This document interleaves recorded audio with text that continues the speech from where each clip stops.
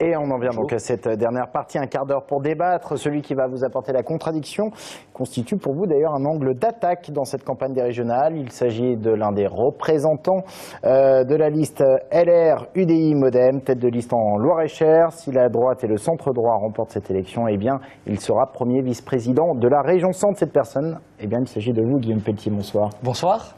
Comment est-ce que vous avez trouvé François Bonneau là, pendant ces 3 quarts d'heure d'émission ? J'ai écouté François Bonneau avec attention, avec la passion qui est la mienne de l'engagement politique et de notre région. François Bonneau a défendu avec son tempérament, son bilan, ce qui est légitime. Et moi, je voudrais qu'on puisse continuer dans l'état d'esprit qui est le nôtre, surtout compte tenu de la période que nous connaissons, dans un esprit non polémique, et plutôt que de parler du bilan, de parler à nos compatriotes et à nos concitoyens, aux quelques 3 millions d'habitants de notre région, de notre avenir. Je crois que nous avons une opportunité extraordinaire, inédite, historique, d'offrir un nouveau souffle, une espérance, une alternance, une renaissance, comme nous le disons avec Philippe Vigier et Marc Fesneau, à notre région. Alors, j'allais vous demander quels sont 3 points sur lesquels vous aimeriez interpeller François Bonneau, tout en étant peut-être pas polémique, si c'est votre souhait. Oui, puis je ne sais pas si on est là pour interpeller, on est là pour échanger. Là pour débattre, en tout cas. Moi, je crois, dans la période que nous connaissons, j'ai entendu les mots importants que vous utilisiez sur le vivre ensemble, auquel nous sommes tous attachés, mais je crois qu'il faut aller plus loin. Il faut pour nos compatriotes et nos concitoyens, à travers cette campagne démocratique des élections régionales, à travers l'incroyable opportunité qu'offre la région, 80% de notre vie quotidienne est désormais gérée par l'entité régionale, qu'on retrouve et qu'on porte des valeurs très fortes dans notre pays. Je pense à la fierté de notre histoire, de notre patrimoine, de nos racines. Je pense au rayonnement international, je pense à la vocation touristique de notre région.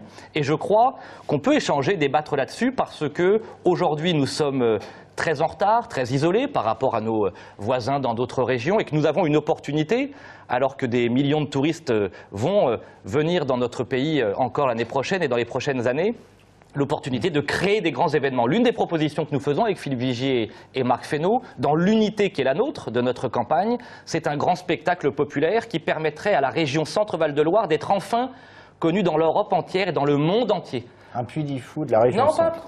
On n'est pas là pour copier ce qui existe et ce qui marche ailleurs. Et le Puy du Fou est une réussite. Et le Puy du Fou est une grande réussite. Alors, on le reconnaît. Mais attendez, si je peux comprendre, c'est que l'Auvergne a Vulcania.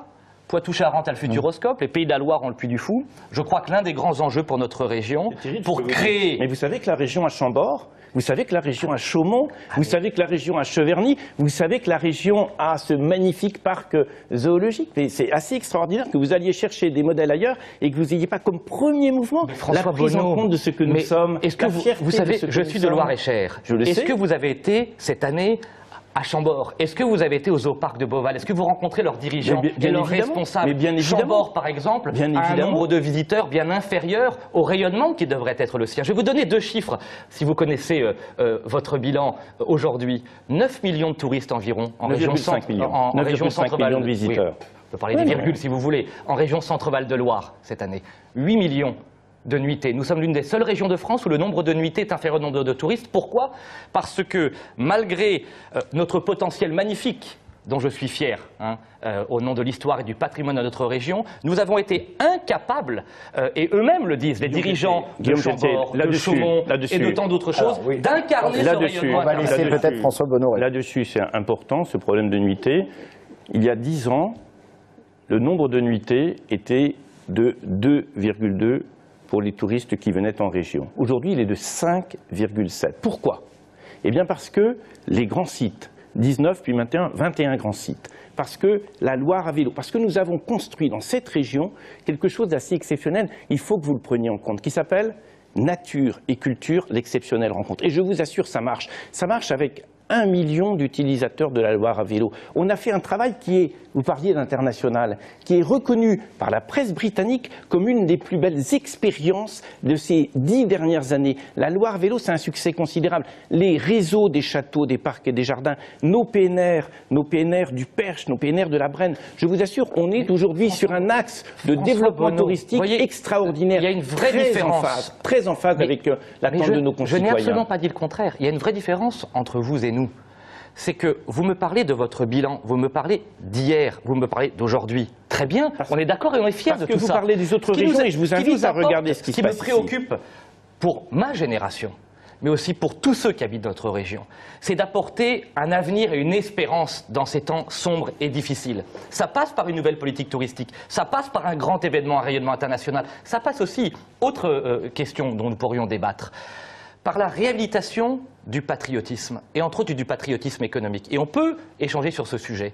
Moi, je souhaite, par exemple, et nous souhaitons avec Philippe Vigier, Marc Fesneau et l'ensemble de nos colistiers, de nos formations politiques associées et unies, nous souhaitons que le patriotisme économique devienne la valeur centrale de l'action économique de la région. C'est-à-dire que nous puissions donner un coup de pouce aux entreprises, aux PME, aux artisans, aux commerçants de la région Centre-Val de Loire à travers les clauses de proximité, sur les thématiques sociales et environnementales, parce qu'il est temps aujourd'hui de ne plus importer du bout du monde ce que nous avons la capacité de produire au sein de notre région. Le patriotisme économique, ce sera aussi l'un des grands enjeux de notre campagne. Les clauses de proximité. Alors, juste pour vraiment sur le tourisme, et je sois clair, le grand événement, Guillaume Pelletier, cette année, c'était l'accession au trône de François Ier, le 500e anniversaire. Et on a eu partout, dans les grands sites, partout sur le territoire, sous la forme de la musique, sous la forme de l'art plastique, sous la forme de manifestations extraordinaires. Il y en a eu pas loin de chez vous d'ailleurs,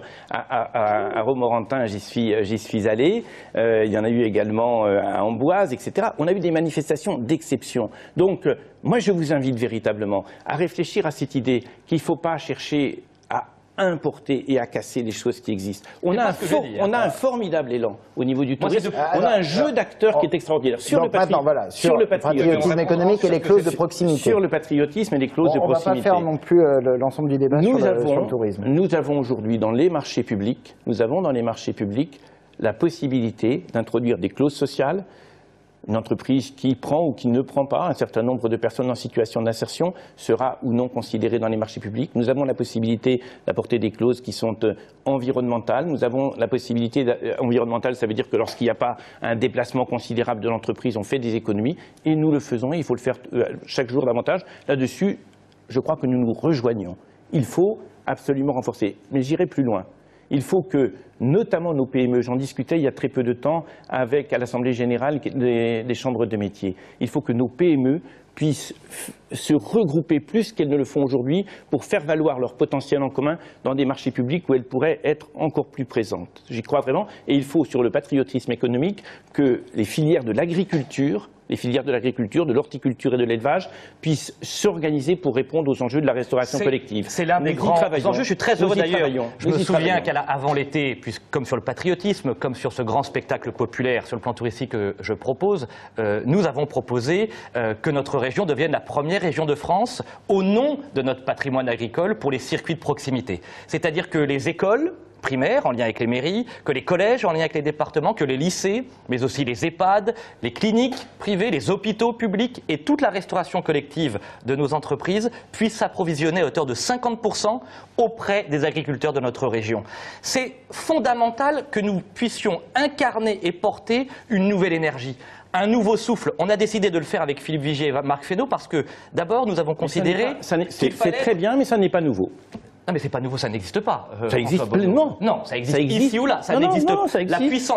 La puissance publique, renseignez-vous très bien. Ça existe de manière parcellaire, ici ou là. La puissance publique régionale. Mais il faut le porter à un niveau supérieur. Moi je souhaite que la puissance publique régionale, c'est peut-être un degré d'ambition, d'énergie ou de vision de différence entre nous. Nous, dans l'unité, dans l'énergie, nous souhaitons faire de notre région la première région de France. Je souffre de voir notre région trop souvent classée à la fin des baromètres. Mais vous y participez, et donc je souhaite trop à ce dénigrement. Vous y participez trop à ce dénigrement. Vous savez, la fierté, l'énergie, le rayonnement, l'absence de polémique, la défense de l'intérêt général, penser à l'ensemble de nos compatriotes et leur redonner la fierté d'habiter en région Centre-Val de Loire. Je crois que c'est l'un des grands enjeux de cette élection régionale. Répondez, François Bonneau. Fierté d'habiter en région Centre-Val de Loire.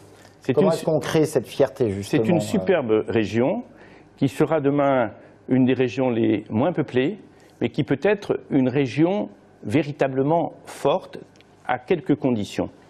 C'est que nous ayons un réseau métropolitain, c'est-à-dire que l'ensemble qui est constitué par la Touraine, l'Orléanais, Chartres et son agglomération, le Berry, etc., puissent travailler ensemble de manière très forte au niveau des agglomérations, au niveau du développement économique. C'est la raison pour laquelle il faut porter les clusters, les pôles de compétitivité à un niveau supérieur. Et c'est la raison pour laquelle il faut, et je me suis battu pour ça, parfois contre vos amis pendant ce mandat, il faut que nous ayons une armature universitaire qui couvre l'ensemble. J'ai déploré que toute une partie de vos amis politiques tente de s'opposer à moi lorsque je voulais créer à Chartres une école d'ingénieurs. On a fini par le faire. Il faut qu'on n'ait pas cette vision de Tours contre Orléans, etc. Moi, j'ai une vision de région qui est une vision globale. Et le deuxième élément, la région forte, parce qu'elle sera une région moins nombreuse que d'autres, c'est une région qui respire, qui travaille avec les autres.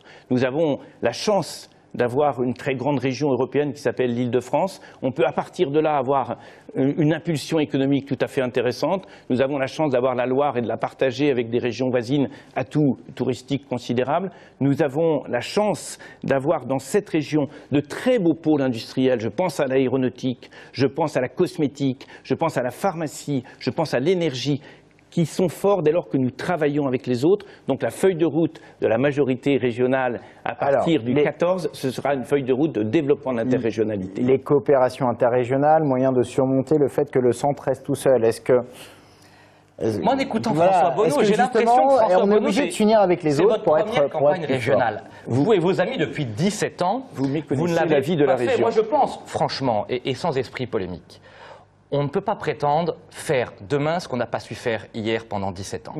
Et je crois que le constat et le bilan, si nos concitoyens sont contents de la situation actuelle, ils vous choisiront.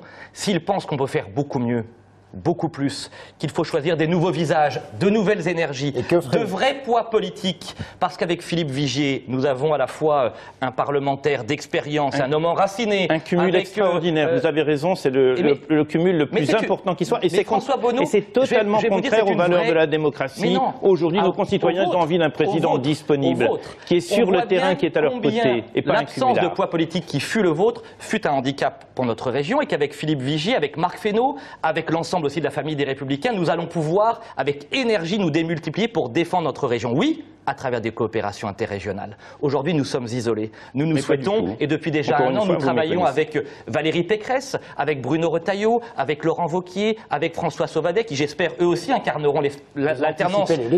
Non mais oui, nous travaillons par anticipation, pour être prêts si les électeurs nous font confiance, pour créer de vrais partenariats. Par exemple, sur la question des PME, nous avons une opportunité extraordinaire d'être la grande région d'accueil pour des entreprises franciliennes qui souhaiteraient, pour des raisons de transport, pour des raisons de bien-être des salariés, pour des raisons d'accès au prix du foncier, de nous rejoindre en région Centre-Val de Loire. Philippe Vigier est un entrepreneur. Je suis un entrepreneur. Nous avons besoin d'une vision d'entreprise pour faire de la région la première région de France aussi de soutien aux PME, aux TPE. Alors François Bonneau, vous répondez.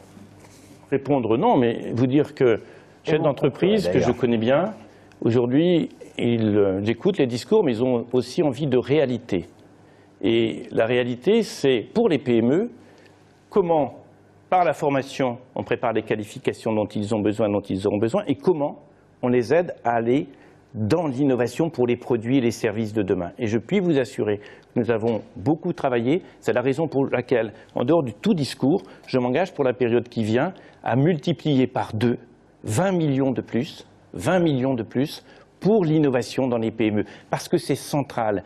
Demain, l'industrie de notre région, qui est une belle industrie, sur l'aéronautique, sur l'automobile, sur beaucoup de choses, cette industrie va être bouleversée par des évolutions technologiques. Il faut que nous lui donnions la force, la robustesse de se confronter à ces révolutions, révolution du numérique et du robot, révolution avec les enjeux environnementaux, révolution de la communication. Nous sommes dans une région de belle industrie, c'est pourquoi je mets le paquet sur l'innovation très concrètement dans la période qui vient. 30 secondes chacun pour conclure. Sur les entreprises, ce sera, par-delà les chiffres évoqués ici ou là, c'est la simplification. Ce que nous demandent les entrepreneurs, c'est qu'on les laisse tranquilles. C'est que les normes, la paperasse, le tout administratif, on libère les énergies. Avec notre équipe d'entrepreneurs d'une nouvelle génération, d'une nouvelle vision, nous aurons des élus et des administrations au service des entrepreneurs, des créateurs, des innovateurs, de notre jeunesse. Et c'est sans doute l'un des grands enjeux de cette campagne, c'est que nos concitoyens s'emparent de cette élection pour préparer la renaissance. La jeunesse pour vous, François Bonneau? Très concrètement, nous avons une nouvelle loi qui donne des responsabilités sensiblement supérieures à la région demain. C'est une opportunité considérable.